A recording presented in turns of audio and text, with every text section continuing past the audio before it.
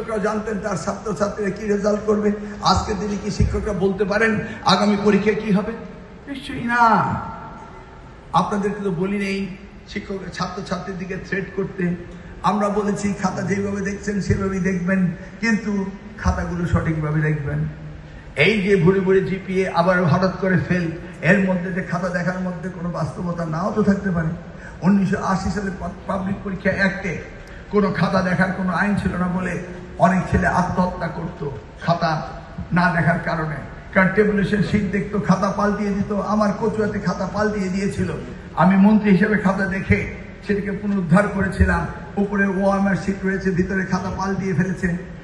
আবার অনেক ক্ষেত্রে দেখা যায় শিক্ষকরা বর্গা রেখে খাতা দেখান, নাকি কি মিথ্যে কথা? হ্যাঁ, কারণ বোর্ডের তার কোনো সমীক্ষা নেই যে একজন শিক্ষককে এক্সামিনারকে কতগুলো খাতা দেব, খাতা দেখতে কতক্ষণ সময় লাগে, তার চেয়ে বেশি যদি তাকে ওই টাইমের মধ্যে দেয় সে দেখতে পারবে না, তখন তো সে বর্গা শিক্ষক নিয়োগ করে, নাকি? বোর্ডেরও সেই রিসার্চ নেই। বোর্ড তো আসে শুধু পরীক্ষা নেওয়ার জন্য, আর অন্য কোনো চিন্তা করে না। বোর্ডের ইন্সপেক্টরের পরীক্ষা হলে যায় না স্কুলগুলো পরিদর্শন করা। বোর্ড মনে করে শুধু আমি সার্টিফিকেটে সিগনেচার করব আর ছাত্রছাত্রীদেরকে ফি নিব আর 12 মাসে 8 মাসে বোনাস দেবো, এটাই তো বোর্ড হয়ে থাকে। এই সকলে মিলে যদি আমরা কাজ না করি তাহলে কি হবে? একবার 6 রেজিস্ট্রেশন ফি দাও, আরেকবার 8 রেজিস্ট্রেশন ফি দাও, আরেকবার 9 রেজিস্ট্রেশন ফি দাও। আরে বাবা, এই এক মুরগির 3 বার জবাই, এটা কি? আবার আপনাদের স্কুলে যারা তালি দিলেন তারা আবার ভর্তি করার জন্য টাকা নেন, বোর্ডের ফি নেন, তাই না? আমি যদি বলি শতভাগ বেতন সরকার দিচ্ছে, শতভাগ সবকিছু করছে, তাহলে আপনারা আবার নেবেন কেন?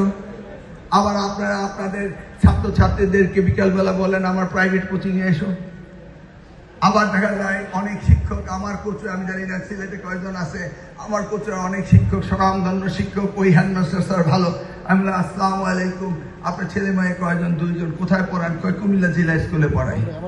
নিজ স্কুলে নিজের সন্তানকে পড়ায় না, অন্য জেলায়। মানে নিজের প্রতি তার নিজের ট্রাস্ট নাই। অনেক ডিসিরা রয়েছেন, ডিসি সাহেব ফোনে আছেন তাই বোধ শুনতে পাচ্ছেন না। অনেক ডিসিরা রয়েছেন তার সন্তানদেরকে জেলা স্কুলে না পড়িয়ে ঢাকা পড়ান। আগের দিনে জেলা স্কুলগুলো ছিল নাম্বার 1, কালেক্টর স্কুলগুলো ছিল নাম্বার 1, তাই না? কারণ ডিসি এসপি সাহেবদের ছেলে মেয়েরা পড়তেন। এখন আমি যদি ডিসি সাহেবের এই কথা বলি, ডিসি সাহেব বলবে যে স্যার আমি যে এসছি, আমি যে 3 বছর থাকবো, এর কোনো নিশ্চয়তা আছে?